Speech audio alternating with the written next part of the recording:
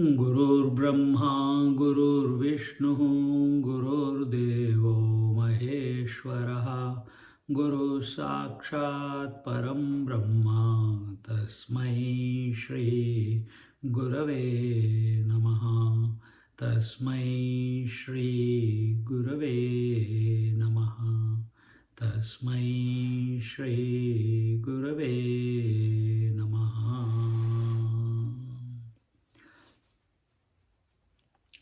Today we are going to talk about objectless awareness.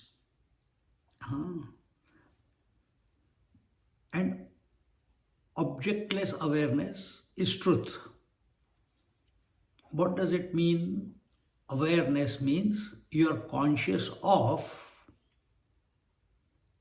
objectless, meaning there is no object to be conscious of, meaning there is no eruption of subject on account of object, meaning there is no thought, because thought is something which comes out because of the subject-object relationship. But when there is no subject-object, there is no subject. If there is no subject and object, then there is no thought. And when there is no thought, there is objectless awareness. And this is happening to us. So Samadhi is objectless awareness. Between the two thoughts is objectless awareness. Between the two breaths, if there is no thought going on in your mind, it's objectless awareness.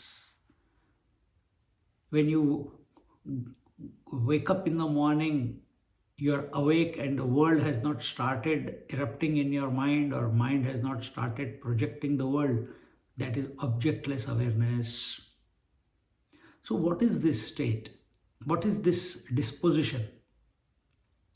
This disposition is just as, here the example taken is, just as between the two waves, there is only water.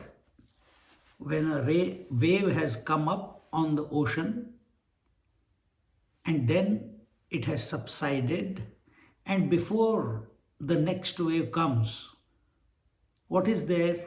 There is only the infinite waters. Similarly, when one wave thought has come up in your mind, and everything that comes must go.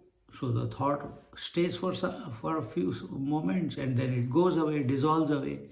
When it dissolves and the next thought has not come up again yet, what is there between the two, the dissolution and the appearance of the new thought? Dissolution of the previous thought and the appearance of the next thought. What is there in between? The scriptures say it is objectless awareness. You are there, but there is nothing to observe.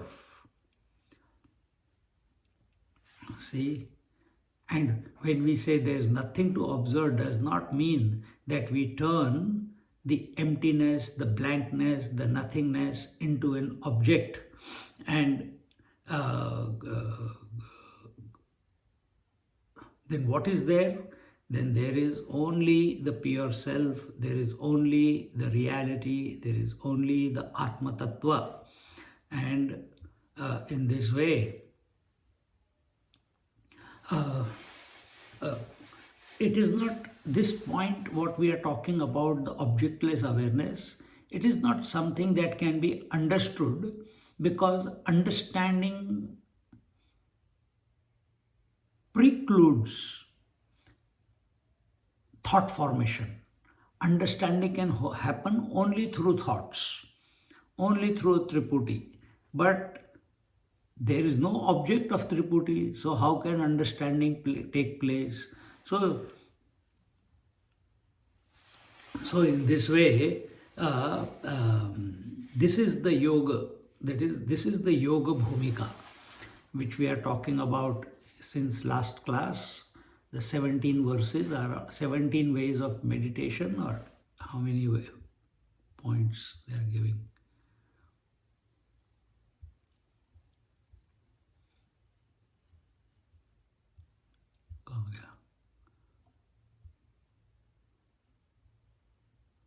In 17 OVs, different yoga bhumikas are going to be given. So one of the yoga bhumika is this objectless awareness, where the dichotomy of the subject and the object, the seer and the seen, the knower and the known, the experiencer and the experienced, all these have become null and void because they are not propping themselves up. And that, for communication purpose, we give it a name, objectless awareness. And if you say, yeah, I understood, then you have not understood. Objectless awareness is your own essential nature. It is not something to be idealized or something to be experienced. Then what is objectless awareness? It's an experienceless experience. It is direct, if I want to use, it's a direct experience of yours. Where? Between the two thoughts. That's the junction where the consciousness manifests without the on the conclusion of knower, known, knowing, seer, seen, seeing. That is Triputi. So what is happening to seer, seen, seeing, subject, object and instrument of knowledge? They are getting disintegrated. One thought is made up of these three aspects: subject, object and instrument of knowledge. Seer, seen, seeing, hearer, heard, hearing, knower, known, knowing. When these three dissolve, when these three get disintegrated, then and what were they made up of? They were made up of nothing but the consciousness. When this knower, known, knowing consciousness gets disintegrated, what is left behind is objectless awareness, and that is the yoga bhumika. That is the point where you are at one ment with yourself. You are at one ment with yourself.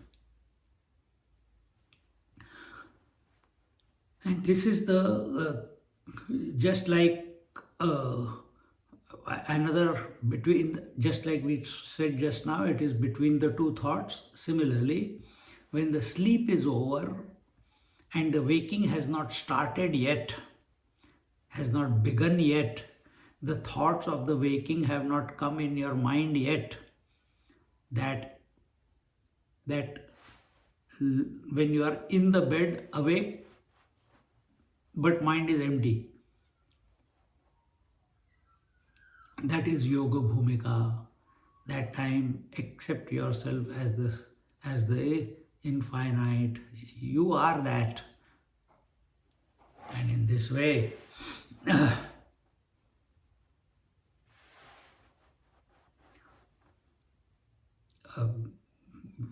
we are talking about what is this the objectless awareness, and taking that objectless awareness as the as the yoga bhumika.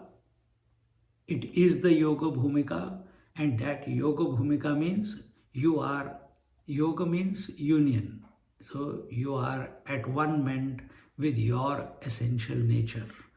And when we move through life continuously contemplating, focusing on this yoga bhumika, when our attention is not on the objects of the world, but when our attention is on the objectless awareness between the two thoughts, between the two states, between the two blink, between seeing and when the seeing concludes, what is there? There is no object, but you're still seeing. So can you be called a seer? No, you are one with yourself. The moment we give validity to any object, that's when the tragedy of the world begins, meaning the thoughts begin, and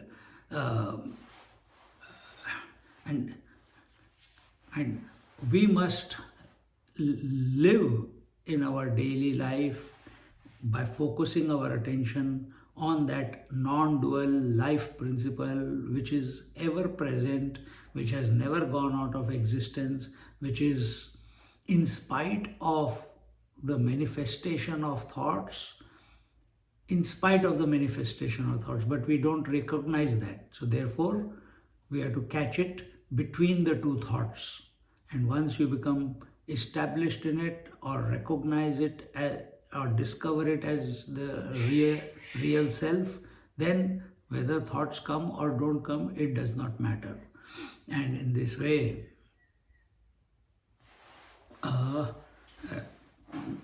and that is the greatest state of existence, that is the highest state of existence. There is nothing more to be achieved. It is not, realization is not that one day you will go and achieve it. No, it is here and now. So when we chant the name of the Lord or Om, all we are doing is Vaikari Madhyama Pashyanti Para. As the sound matures, purifies, then the gap between the two Oms starts appearing. That gap is the objectless awareness. One Om has dissolved, next Om has not appeared. What is in between? I was experiencing that yesterday when we were chanting Hanuman Chalisa, and as we were chanting, there were many times when, while chanting, mind is chanting, I am watching, the mind is chanting. And when my attention is not there on the Hanuman Chalisa, mouth is chanting. And suddenly there is a silence. And in that silence, I am awake. There is no thought in my mind. There is no lip movement. Everything has become silent for those few moments. Again and again. And at that time, I forgot to chant Hanuman. No. That is you. That is you are chanting whatever, Hanuman Chalisa or Om or your mantra, is to get to that point. What is that point?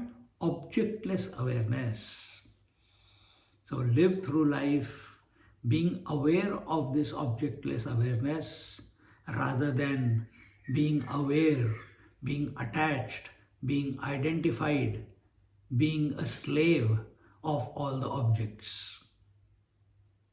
So think in this manner, contemplate in this manner, so that we end up in non-thinking. That state of mind where there is no thinking happening, but you are awake, itself is the reality, itself is the non-dual state, itself is the truth, and that I am.